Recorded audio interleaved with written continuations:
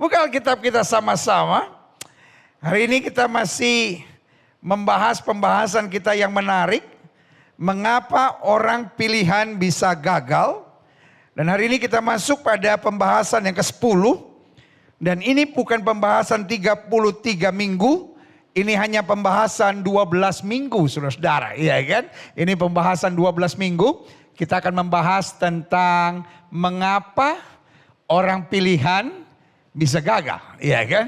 Minggu lalu kita sudah pelajari. Salah satunya karena terlalu banyak alasan. Iya kan? Dan iblis ahli dalam memberikan yang saya sebut false comfort, ya kan? Kita sudah salah, lalu the Holy Spirit, Roh Kudus memberikan conviction, memberikan tuduhan supaya kita sadar dan berbalik. Tetapi setan memberikan kenyamanan palsu buat kita dengan berbagai alasan sehingga kita anggap wajar saya bohong, wajar saya kompromi dengan dosa, wajar saya nekat, wajar saya melakukan tindakan-tindakan yang bertentangan dengan firman Tuhan karena toh ada alasannya. Nah, saudara yang kasih dalam Tuhan, minggu lalu sudah kita temukan seluruh jawaban firman Tuhan dan haleluya, saya percaya kita semua adalah orang-orang yang mau belajar, mau dengar-dengaran dan mau senantiasa dibentuk oleh tuntunan Roh Kudus. Nah, hari ini kita masuk pada pembahasan ke-10 yaitu mengapa orang pilihan bisa gagal. Padahal penjagaan Tuhan sempurna. Tuhan berikan firman-Nya, Tuhan berikan Roh Kudus-Nya, Tuhan juga berikan penjagaan pasukan malaikatnya. Dari pihak Allah sudah sempurna. Tinggal persoalannya, maukah kita menjalankan bagian dan tanggung jawab kita. Nah, yang ke-10 ini kita akan bahas bahwa mengapa orang pilihan bisa gagal. Karena meninggalkan kasih mula-mula. Jadi yang terjadi, apapun yang dia kerjakan, jangan salah mengerti saya. Orang pilihan yang gagal, nggak selamanya harus ada di karaoke. Orang pilihan yang gagal, kadangkala masih ada dalam pelayanan. Hello? Masih dalam pelayanan, tetapi hidup dalam kepahitan. Hidup dalam perzinahan. Hidup dengan menghalalkan segala cara tapi masih ada di pelayanan, saudara-saudara. Ini yang saya bilang meninggalkan kasih mula-mula. Dan saya catat di sini, segala sesuatu yang dikerjakan tinggal rutin dan tidak lagi memakai hati. Nah, ini yang kita mau belajar. Ini menarik ini menarik. Saya khawatir ada banyak jemaat Tuhan yang sedang bersama-sama mengikuti ibadah ini lalu sedang menghadapi kondisi ini. Buka Alkitab kita.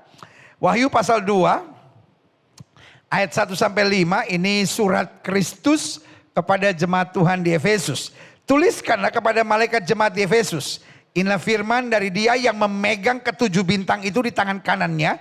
Dan berjalan di antara ketujuh kaki dian emas itu. Artinya dia penguasa. Dia yang mengatur. Dia yang mengendalikan segala sesuatu. You better listen to him. Ya kan? Karena memang dia yang memegang dan dia berjalan di tengah-tengahnya. Ayat 2. I know your works. Aku tahu segala pekerjaanmu. Jerih payahmu, ketekunanmu. Artinya apa? Ini orang-orang masih di pelayanan. Ini orang-orang masih melakukan kegiatan-kegiatan rohani. Aku tahu bahwa engkau tidak dapat sabar terhadap orang-orang jahat. Bahwa engkau telah mencobai mereka yang menyebut dirinya rasul. Tapi yang sebenarnya tidak demikian. Bahwa engkau telah mendapati mereka pendusta. Jadi saudara yang kasih dalam Tuhan. Orang-orang ini kelihatannya masih serius di pelayanan. Ayat yang ketiga. Dan engkau tetap sabar. Dan menderita oleh karena namaku. Dan engkau tidak mengenal lelah. Jadi saudara yang kasih dalam Tuhan. Secara kasat mata kita nggak melihat kekurangan. Jadi luarnya, outward appearance-nya. Everything is perfect. Ayat yang keempat. Namun demikian. Aku mencela engkau. Karena engkau telah meninggalkan kasihmu yang semula. Wow, ini serius. Coba lihat ayat yang kelima. Kenapa ini hal yang serius? Mungkin sebagai saudara bilang, ya tapi kan setiap orang masih ada kekurangan dan kelemahannya. Toh at least dia masih melakukan hal-hal yang baik. Betul, tapi ayat yang kelima bilang. Sebab itu ingatlah betapa dalamnya engkau telah jatuh. Jadi meninggalkan kasih mula-mula. Menjalankan segala sesuatu hanya rutin dan tidak lagi memakai hati. Kata Alkitab adalah kejatuhan. Bos. Orang jatuh, masih bisa bangun. Tapi kalau jatuh nggak bangun-bangun, artinya either pingsan atau either mati, bos. Sekali lagi saya ulangi. Selama kita jatuh, kita masih bisa bangun. Tapi kalau kita jatuh nggak bangun-bangun, saya khawatir itu bukan jatuh. Tapi kematian sedang menjemput. Orang itu jatuh. Kok nggak bangun-bangun? Coba tes nadinya. Ya. Mate. Ngerti nggak maksud saya? Iya kan? Jadi mumpung kita masih mengalami kejatuhan, cepat bangun. Saudara-saudara yang sedang menerima berkat Tuhan melalui ibadah yang berbahagia ini. Kalau saudara tahu, wah saya sedang jatuh, cepat bangun. Karena kalau kita jatuh udah gak mampu bangun, saya khawatir kita sebetulnya sedang mengalami kematian rohani. Coba lihat selanjutnya ini, ayat yang kelima. Sebab itu ingatlah betapa dalamnya engkau telah jatuh. Dan bahasa Alkitab sangat tegas. Alkitab gak bilang, ya kamu cuma ada dalam kekurangan, perbaikilah. No. Ayat ini tidak bilang kamu ada dalam kekurangan dan perbaikilah. Tapi ayat yang kelima ini bilang apa? Bertobatlah. Dan lakukan lagi apa yang semula engkau lakukan. Jika tidak demikian aku akan datang kepadamu dan aku akan mengambil kaki dianmu dari tempatmu. Jikalau engkau tidak bertobat. Saudaraku. Bukan semua orang yang masih pelayanan berarti aman. Oh, saya tidak berusaha menakut-nakuti saudara. Saya hanya menyampaikan kebenaran firman Tuhan. Karena so many Christian lost in church. Ada banyak orang Kristen yang terhilang padahal dia masih di gereja. Dia di gereja tapi lakukan hubungan seks sebelum nikah. Dia masih menerima firman Tuhan tapi pacaran sama suami orang. Dia masih ada di gereja tapi curi duit uang gereja, saudara-saudara. Dia aktif di pelayanan tapi korupsi. Dia aktif di pelayanan tapi suami istri ribut terus. Istri tidak pernah mau tunduk sama suami, suami kasar sama istri. Saudaraku yang kasih dalam Tuhan, itu saja sudah cerminan ada sesuatu yang gak beres. Dia membiarkan setan terus masuk menyerang. Dan setan tidak bisa masuk menyerang kalau tidak ada celah yang terbuka. Hari ini saya sedang mau ingatkan buat setiap saudara yang still in church. Minggu lalu saya bahas ada yang namanya false comfort. Kenyamanan yang palsu. Dan saya khawatir ada orang yang sedang hidup dalam kenyamanan yang palsu. Dianggap, toh saya masih ada di gereja, toh saya masih pelayanan, toh saya masih berkhotbah, toh saya masih main pujian, toh saya masih main musik. Tapi hidupnya penuh dengan pornografi, hidupnya penuh dengan alkohol, hidupnya penuh dengan judi, hidupnya penuh dengan hal-hal yang najis dan tidak berkenan di hadapan Tuhan. Sorry, I love you. Dan sebagai hamba Tuhan yang mengasihi saudara, I think I have to tell you the truth. Sebagai hamba Tuhan yang mengasihi saudara, saya pikir saya harus memberitakan firman Tuhan SS, murni, sesuai dengan apa yang firman Tuhan katakan. Alkitab bilang, aku tahu segala jerih lelahmu. Aku tahu engkau tidak sabar terhadap mereka yang menyebut dirinya nabi palsu. Aku tahu engkau tidak mengenal lelah karena namaku. Aku tahu bahwa engkau bahkan rela menderita. Tetapi namun demikian aku mencela engkau sebab engkau telah meninggalkan kasih mula-mula. Ingat betapa dalamnya kamu telah jatuh. Bertobat dan lakukan lagi apa yang harus kau lakukan. Jadi saudaraku yang kasih dalam Tuhan. Ada orang yang ditegur Tuhan meskipun masih dalam pelayanan. Karena di akhir zaman. Tuhan sedang mau memurnikan gereja Tuhan. Makanya Alkitab bilang, kegoncangan harus mulai terjadi di rumah Tuhan. Tuhan sedang menggoncangkan rumahnya. Supaya apa? Supaya nampak jelas. Kambing atau domba. Gelap atau terang.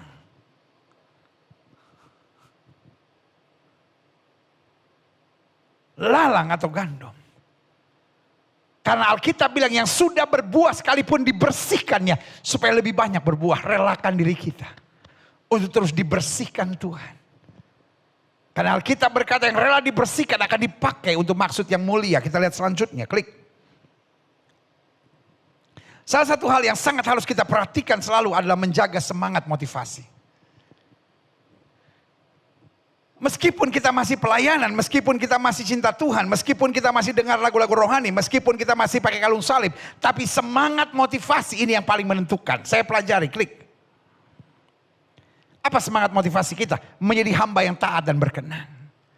Bukan menjadi orang yang sekedar diberkati, sukses luar biasa. Betul kita diberkati, betul kita pasti berhasil, betul kita pasti beruntung. Tahun ini dalam pelayanan kita beri nama The Year of Gain. Tahun keberuntungan. Kita yakin bahwa hal-hal yang baik Tuhan mau sediakan buat kita. Tapi izinkan saya juga mengingatkan buat saudara, that is not our target.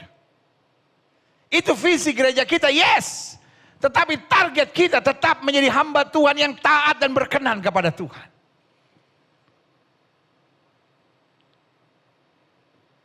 Apakah Tuhan bawa kita pada berkat yang berkelimpahan? Amin.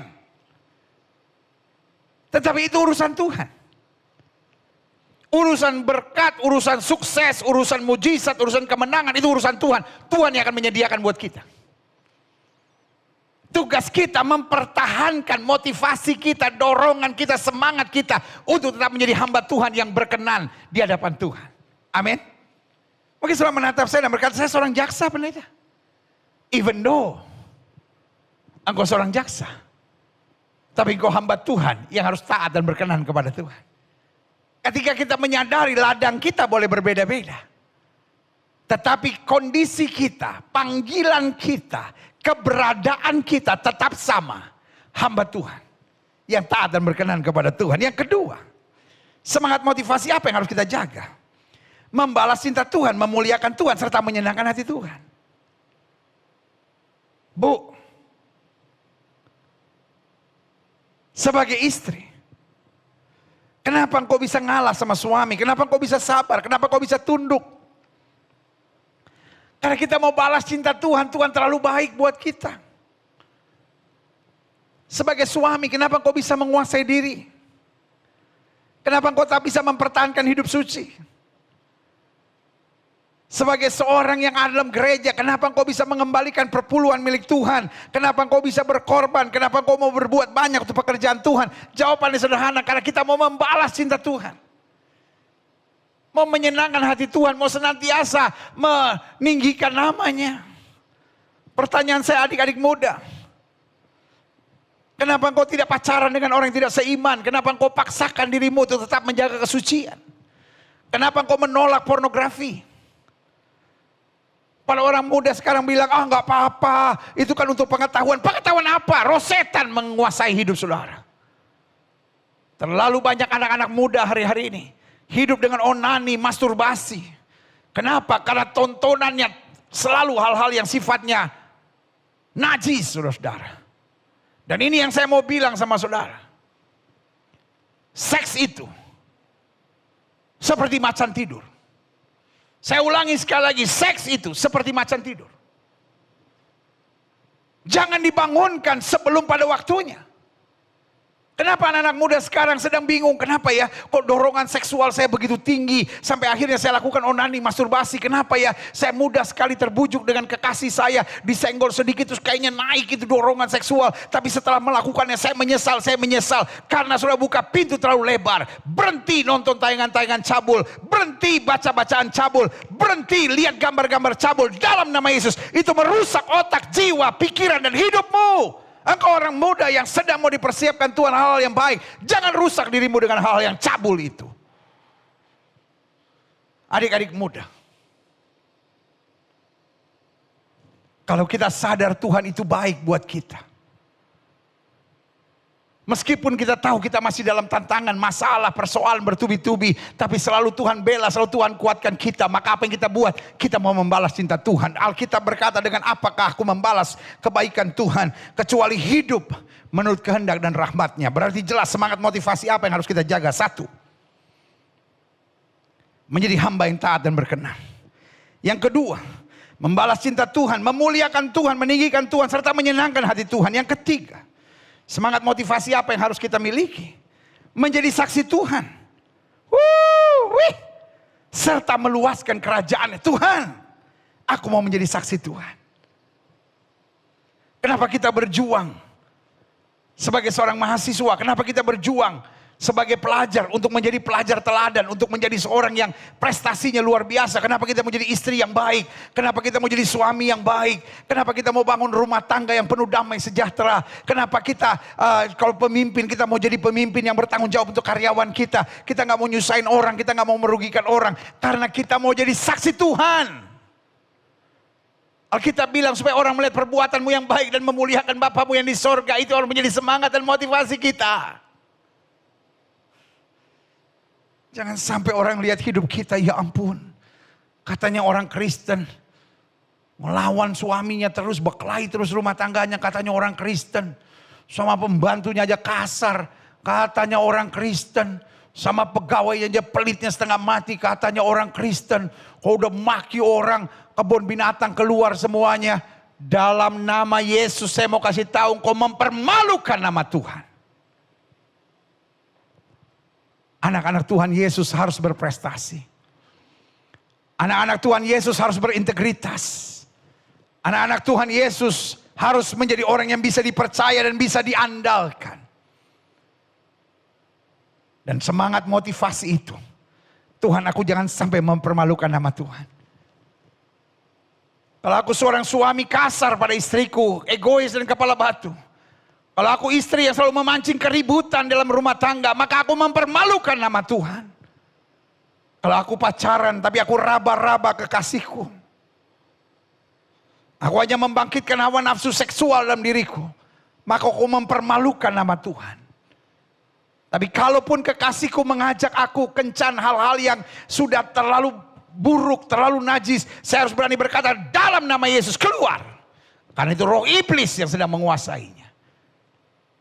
Saudaraku,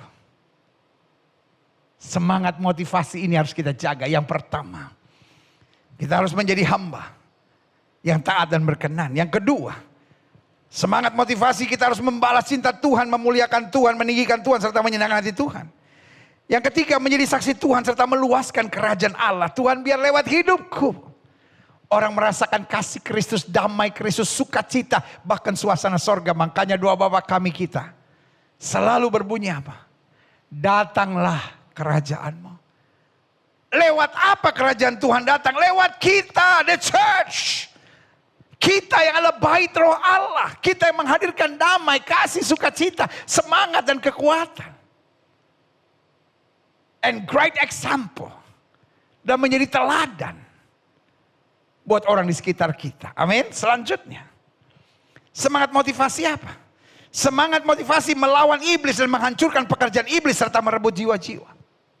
Alkitab bilang lawan musuh iblis. Berkeliling mencari orang yang dapat ditelannya. Apakah kita hanya menjaga dari serangan iblis? No. Alkitab bilang lawan, lawan, lawan. Nah, setelah kita melawan iblis, kita menghancurkan pekerjaannya. Bagaimana kita menghancurkan pekerjaan? Dengan memberitakan Injil. Bagaimana kita menghancurkan pekerjaannya? Dengan memberitakan kabar baik. Ketika orang lagi benci dan dendam terhadap temannya, lalu kita mendamaikannya, kita sedang menghancurkan pekerjaan iblis. Ketika orang pacaran sama suami orang, lalu kita ingatkan, kita layani, kita injili sampai dia bertobat. Kita sedang menghancurkan pekerjaan iblis. Ketika teman-teman kita lakukan hubungan seks sebelum nikah, lalu kita injili, kita ajak dia mengenal kebenaran, sampai hari dia berhenti melakukan perbuatan itu namanya kita menghancurkan pekerjaan iblis. Jelas sampai di sini? Ketika suami istri mau cerai, lalu kita bilang, wah memang laki lu gila kalau begitu. Itu artinya kita bagian dari pekerjaan iblis. Kalau kita saling menjelekkan sesama hamba Tuhan. Tahu nggak hamba Tuhan itu kan, iya memang dari dulu. Kita bagian dari pekerjaan iblis. Tapi ketika orang ada kepahitan, lalu kita layani, sampai kembali ke rumah Tuhan. Orang sedang ngomongin hamba Tuhan, orang sedang ngomongin temannya, orang sedang ngomongin orang lain. Lalu kita bilang, sudah kita berhentilah, jangan ngomongin orang lain. Kita lihat saja kebaikan Tuhan, kita bicarakan tentang kasih karunia rahmat Tuhan yang luar biasa. Kita sedang menghancurkan pekerjaan iblis. Tapi kalau kita memanas-manasi orang, memang kalau gue jadi elu, nggak bisa, kita cuma sabar. Ada orang kan gitu kan, orang lagi panas dikipas ya kan. Kadang-kadang bukan cuma dikipas, dikomporin katanya. Dan yang paling parah bukan lagi dikomporin, kompor masih lama, di microwave-in 1 menit panas. Sadar, sadar. Saya sebagai hamba Tuhan ingatkan saudara, jangan mau terlibat dalam pekerjaan iblis. Kalau kita saling mengadu domba, kita saling menjelekkan, kita saling memanas-manasi, kita saling menggiring orang untuk melakukan hal yang keliru, engkau dipakai setan untuk hal-hal yang jahat. Tapi sebaliknya, kalau kita mengingatkan orang, kita mendoakan orang, kita menginjili orang, tanpa kita sadari, kita menghancurkan pekerjaan iblis dan menegakkan kemuliaan bagi nama Yesus. Yang setuju katakan amin. Yes. Jadi 4 ya. Saya ulangi sekali lagi. Apa semangat motivasi yang harus kita jaga? 1. Menjadi hamba yang taat dan berkenan. 2. Membalas cinta Tuhan, memuliakan Tuhan serta menyenangkan hati Tuhan. 3. Menjadi saksi Tuhan serta meluaskan kerajaan Allah. Yang keempat, melawan iblis, menghancurkan pekerjaan iblis serta merebut jiwa-jiwa dari kehancuran, dari kesesatan, dari neraka, masuk dalam kehendak kemuliaan Tuhan yang luar biasa. Yang setuju katakan amin. Selanjutnya saya pelajari. Klik. Sebab saya pelajari begini. Jika semangat motivasi ini tidak kita jaga, maka yang timbul automatically yang setan mau ciptakan adalah kerutinan belaka. Iya kan? Nah, saya pelajari, mungkin sudah menatap saya dan berkata, "Loh, kenapa kerutinan adalah persoalan?" Nah, saya catat di sini begini, klik. Bahayanya kerutinan, yang pertama, timbul kejenuhan dan kebosanan. Ada suami yang lihat istrinya bosan.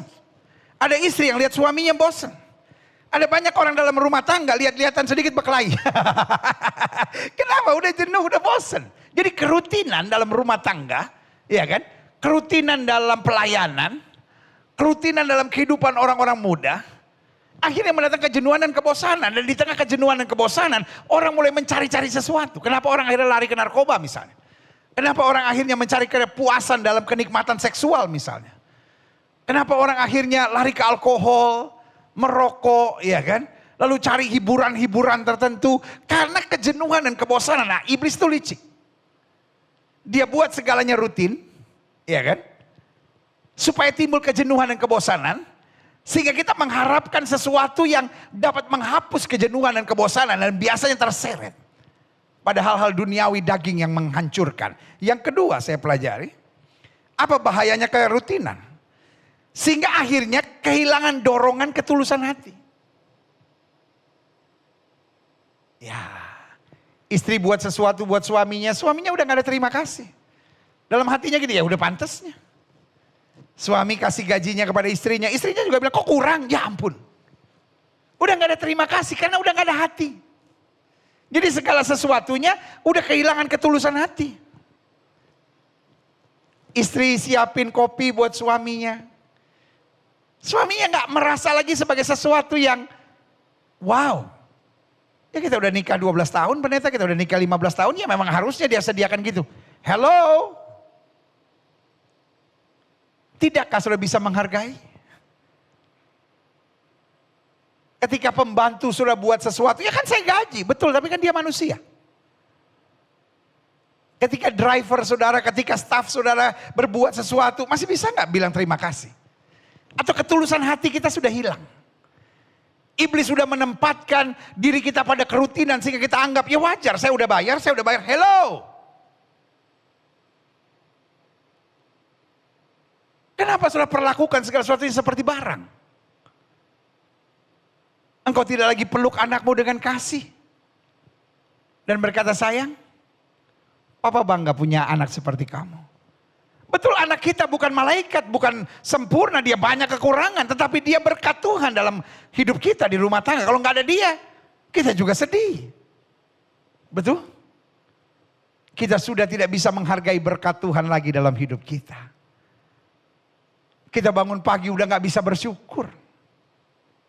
Baru setelah kita tahu mahalnya harga ventilator. Baru setelah kita tahu nafas di rumah sakit, waktu kita terbaring karena COVID, itu sesaknya minta ampun. Tarik napas satu persatu pun susah, lalu tagihan dari rumah sakit bikin napas kita sesak lagi. Saudaraku, baru kita bisa bilang betul ya. Kalau saya bisa bernafas, itu semua anugerah Tuhan. Itu bahaya kerutinan. Iblis akan membuat kita kehilangan ketulusan hati. Sehingga semuanya kita pikir sudah sewajarnya, sudah seharusnya. Selanjutnya klik. Bahayanya kerutinan. Kecenderungan akhirnya tidak takut Tuhan. Banyak komprominya dengan hal duniawi karena semuanya udah rutin. Kita seperti gak mengharapkan lagi Tuhan berbuat dalam hidup kita. Dan orang kalau sudah hidupnya rutin, dia pikir bohong juga gak apa-apa. Dia pikir nonton tayangan-tayangan cabul juga gak apa-apa, normal lah pendeta ya, namanya kan ya hiburan lah. Saudara yang kasih dalam Tuhan. Hiburan kita sejati. Waktu kita dapat berkata, Tuhan terima kasih. Saya dapat mempertahankan hidup yang benar di hadapan Tuhan. Karena hidup yang benar hari ini adalah perjuangan. Tapi Alkitab ingatkan saya bahwa orang yang menabur dengan air mata akan menuai dengan sorak-sorai. Yang setuju katakan amin. Selanjutnya, apa bahayanya kerutinan? Kehilangan kehangatan cinta Tuhan yang mengobarkan semangat untuk selalu melakukan terbaik dengan segenap hati. Kan Roma 3 ayat 23 bilang lakukan segala sesuatu seperti kau lakukan buat Tuhan. Kerutinan membuat kita mengerjakan seperti robot. Dan itu salah satu yang iblis kehendaki. Iblis mau kita kerjakan segala sesuatu hanya serutin aja seperti robot aja. Tapi Tuhan mau. Saya melayani suami. Saya melayani istri. Saya melayani anak-anak saya. Saya mengasihi orang tua saya. Saya berbuat apapun dalam tugas pelayanan, tugas pekerjaan, tugas keseharian saya. Saya tahu Tuhan saya mengerjakan ini. Seperti untuk Tuhan. Karena saya mau lewat apapun yang saya kerjakan. Hanya satu nama. Yesus Kristus Tuhan yang dimuliakan. Yang setuju katakan amin. Woo. Doa saya. Setiap saudara bebas dari kerutinan. Kalau saudara hari-hari ini mulai rasa jenuh. Pendeta udah setahun lebih loh pendeta. COVID ini bikin saya betul-betul stres gitu. Karena kejenuhan semua akhirnya rutin. Saudaraku yang kasih dalam Tuhan. Mengerjakan sesuatu yang rutin. Tidak harus dikuasai dengan kerutinan. Mengerjakan sesuatu yang rutin. Tapi dengan hati yang berkobar untuk melakukan segalanya untuk Tuhan. Adalah sesuatu kenikmatan yang mendatangkan kita untuk melakukan yang terbaik bagi kemuliaan Allah. Yang setuju katakan saya siap. Saya berdoa khusus buat siap saudara. Yang sedang merasa apapun yang kau kerjakan rutin. Jangan saudara pikir, ya tapi saya cuma di rumah saja. Saya cuma begini. Saudara gue yang kasih dalam Tuhan. Orang yang terbang-terbang ke luar negeri. Sebelum COVID pasti. Juga bisa saja dikuasai oleh kerutinan. Aduh saya mesti terbang lagi. Ingat. Yang menjenuhkan buat setiap saudara. Kadangkala merupakan mimpi orang buat saudara. Saya cuma urus anak saya ini pendeta. Saya bosan, saya jenuh. Ada orang yang sedang menangis dan berkata, Tuhan berikan aku anak. Kenapa engkau tidak bisa menghargainya? Ada orang-orang yang punya anak tapi dipisahkan dari ibunya. Karena satu dan lain hal. Engkau masih bisa mengurus anakmu meskipun rutin. Kenapa engkau tidak bersyukur? I know it's hard for you. But as a servant of God, I know things more than you do. Yang saudara lihat mungkin hanya kejenuhan urus anak. Tapi di sisi yang lain kadang-kala saya harus menangis mendengar cerita. Orang yang punya anak tapi dipisahkan. Sehingga dia gak bisa peluk anaknya. At least you can still hug your son, your daughter. Love her, love him. Kenapa akhirnya saudara hanya complaining? Iblis telah menguasai hati saudara. Sehingga saudara hanya merasa semuanya rutin. Saudara berkata, pendeta gak pernah ngalamin tapi saya cuma di rumah aja. At least engkau masih punya rumah. As a servant of God, saya harus menghadapi orang-orang yang gak punya rumah sama sekali. Hari ini kadang-kadang dia mesti tidur di masjid. Besok dia tidur di emperan. Besok lagi dia tidur di bawah pohon. Kenapa kita gak bisa melihat kasih Tuhan? Stop untuk complaining about the routine in your life. Every day is a new day. Bangun pagi setiap hari dan bilang hari ini hari berkat. Hari ini hari kemenangan. Hari ini hari sukacita. Hari ini hari yang baik. Hari ini saya akan memuliakan Kristus dan menjadi berkat buat setiap orang yang setuju, katakan amin. Saya ngerti. Kadang-kadang kau merasa my life is terrible. Tetapi hari ini saya mau bilang yang sudah anggap terrible adalah mimpi dari banyak orang. Yang sudah anggap it's a mess, sebetulnya adalah harapan dari banyak orang. Hope dari banyak orang. Bisa nggak engkau bersyukur? Jangan terjebak oleh permainan iblis. Apalagi di masa pandemi ini. Orang-orang sedang banyak merasa, kok saya menghadapi semua rutin. Saudara yang kasih dalam Tuhan, kita bisa melewati semua rutin karena pada dasarnya hidup ini rutin. But how just we put some energy on it? Gimana kita taruh semangat, sukacita, dan kesadaran bahwa anugerah Tuhan besar atas hidup kita. Kalau saudara setuju sama saya, angkat tangan kanan saudara. Sama-sama bilang anugerah Tuhan besar atas saya. Amin. Kita lihat selanjutnya. Wow. Saya berdoa betul-betul supaya setiap saudara kembali kepada your first love with God. Dan saudara ngerasain betul penyertaan dan pemeliharaannya. Ciri orang-orang yang kehilangan kasih mula-mula. Satu, ada di pelayanan serta kegiatan rohani. Namun tanpa semangat dan kegairahan. Pokoknya lakukan aja, lakukan semuanya tanpa semangat dan kegairahan. Tapi orang yang masih cinta mula-mula pada Kristus, dia melayani dengan syukur. Dia melayani dengan bangga. Dia melayani dengan berkata, Tuhan terima kasih, aku masih boleh ada di ladang Tuhan. Meskipun berat, meskipun banyak tantangan. Tapi Tuhan tetap pembelaku. Tuhan sumber sukacitaku, haleluya. Selanjutnya,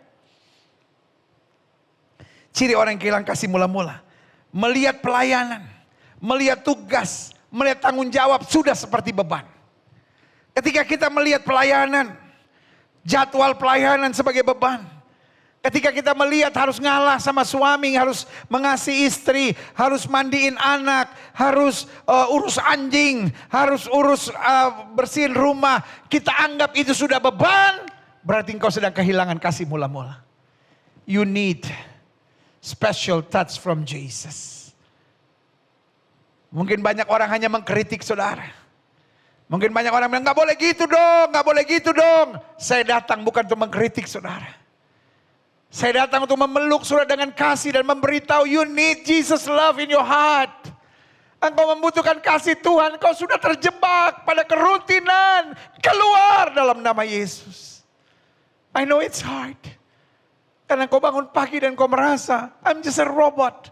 Saya harus buat ini, kalau enggak suami saya marah. Saya harus buat ini, kalau enggak mertua saya emosi. Saya harus buat ini, kalau enggak ipar saya kritik saya. Saya harus buat ini, kalau enggak orang ngomongin saya. Saudara yang kasih dalam Tuhan. Biar kasih mula-mula kembali menguasai hati dan pikiran saudara. And you know, life is so exciting. Hidup itu begitu menggairahkan. Karena kasih mula-mula Kristus di hati kita. Selanjutnya, ciri orang yang kehilangan kasih mula-mula. Pelayanannya hanya jadi show.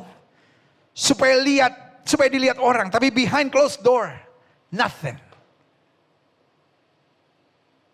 Zaman sekarang, zaman medsos. Jadi kalau dia siapin sarapan buat suaminya. Hai guys, lagi siapin sarapan nih buat suami. Tapi behind closed door. Behind your camera, nothing. Hati sudah kehilangan sukacita. Engkau main sama anak saudara. Wah, di instastoryin. Guys, anak-anakku nih, wah luar biasa ya. Tapi behind closed door, behind your camera, nothing, kosong. Wah pelayanan, setelah upload, wah saya melayani. Halo? Behind closed door, are you pray? Di balik pintu yang tertutup, di balik kamera, Yang sudah show off di media sosial saudara, sudah pergi ke gereja. Guys, saya lagi ini nih, lagi online, ibadah online dengan Gilbert nih. But behind closed door, did you pray? Did you worship God in a silence? Behind your closed door. Sudah betul-betul gak ada komunikasi sama Tuhan. Itu yang bikin jiwamu kosong. Karena engkau hanya pemain sandiwara. Engkau hanya buat apapun. Supaya media sosial saudara kelihatan keren. Supaya banyak orang yang like saudara. Nothing wrong with that. Jangan salah mengerti saya. Mendingan saudara upload saudara lagi berdoa daripada saudara lagi tempeleng orang, right? Nothing wrong with that. Jangan salah mengerti saya. Silahkan. Saudara mau posting, saudara lagi berdoa, lagi baca Alkitab, lagi main sama anak, lagi main sama suami. Kenapa tidak? Baik saudara. Saya support. Tetapi yang saya mau ingatkan, baik berimbang. Di depan kamera, di belakang kamera harus just the same. Don't be an actress or actor. Jangan jadi pemain sandiwara. Kayak lagu pada zaman tahun berapaan? 70-an ya. Dunia ini panggung sandiwara. Ceritanya mudah berubah. Pendeta jadi ketahuan deh generasi tahun berapa. Pendeta lagunya modern apa? Saudara aku yang kasih dalam Tuhan. Yang saya mau ingatkan buat saudara. Ada banyak orang jenuh, kenapa? Karena dia mengabdi kepada dua Tuhan. Yang pertama dia mau menunjukkan sisi baiknya supaya orang puji dia.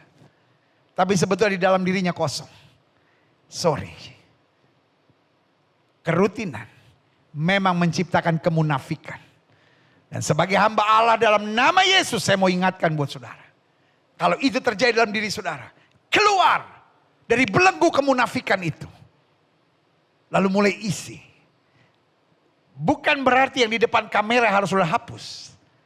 Tetapi yang di belakang kamera harus sudah lakukan hal yang sama. Sehingga yang mendorong kita untuk menjadi saksi Tuhan dimanapun.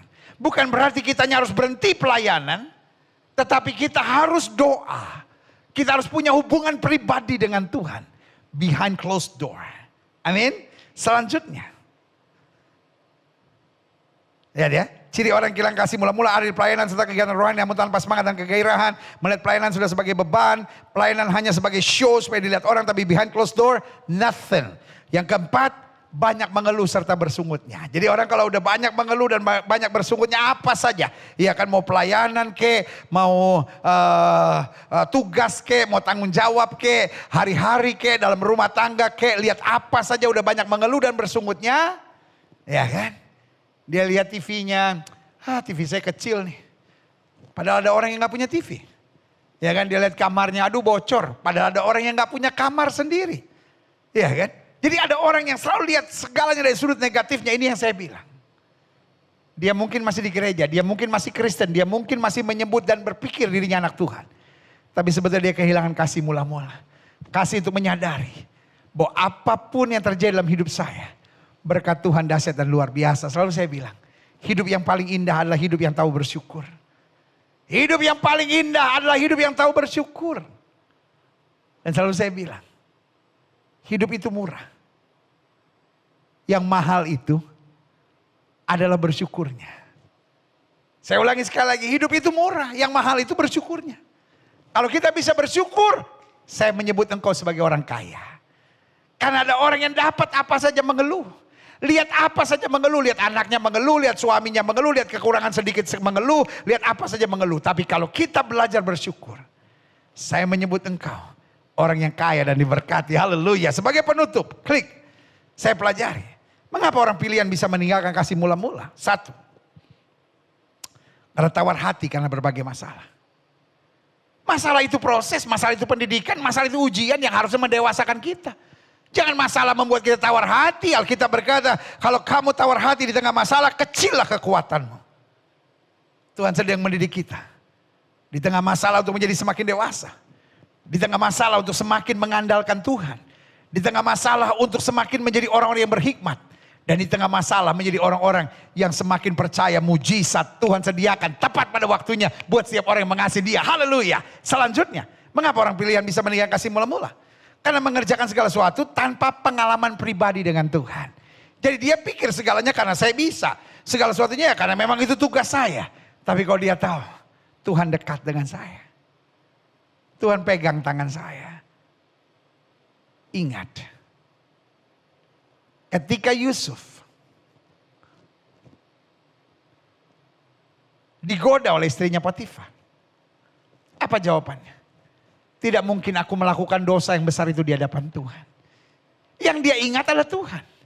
Ketika Daud harus berhadapan dengan Goliat, dia bukan melihat kebesaran Goliat yang begitu menakutkan baginya. Dia cuma bilang, kau boleh mendatangi aku dengan pedang, tombak dan lembing. Tapi aku datangi engkau dengan nama Tuhan semesta alam. Yang dia ingat adalah Tuhan. Pengalaman pribadi dengan Tuhan. Yang kita jaga dan kita pertahankan terus menerus.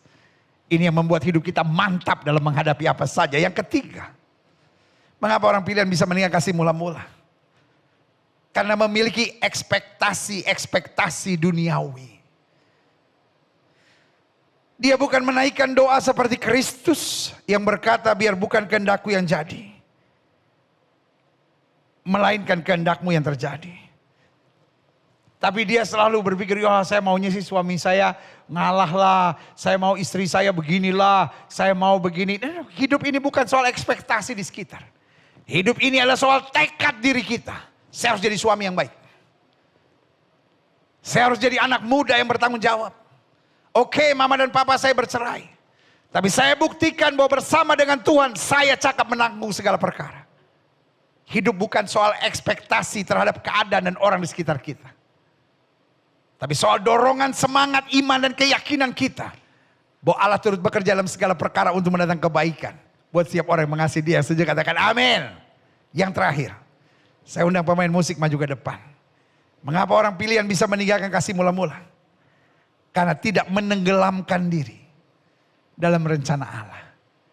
Dia sibuk dengan harapan-harapannya. Dia sibuk dengan cita-citanya. Dia sibuk dengan mimpi-mimpinya. I know. Anak Tuhan Yesus harus punya mimpi. Anak Tuhan Yesus harus punya harapan. Tetapi kapan harapan kita menjadi dahsyat dan luar biasa? Alkitab saya menjelaskan. Jika kamu tinggal dalam aku dan firmanku tinggal dalam kamu. Artinya. Kita bukan cuma sekedar punya mimpi. Kita bukan cuma sekedar punya harapan dan punya cita-cita. Tapi kita ngerti maksud Tuhan. Sehingga akhirnya kita berjalan di jalan Tuhan. Karena kalau yang kita harapkan, visi yang memang Tuhan percayakan buat kita, maka melewati badai, melewati angin ribut, rencana Tuhan pasti tergenapi dalam hidup kita. Karena selalu saya katakan, yang bisa gagal adalah rencana saya. Tapi yang tidak mungkin gagal adalah rencana Tuhan yang luar biasa. Haleluya, haleluya, haleluya.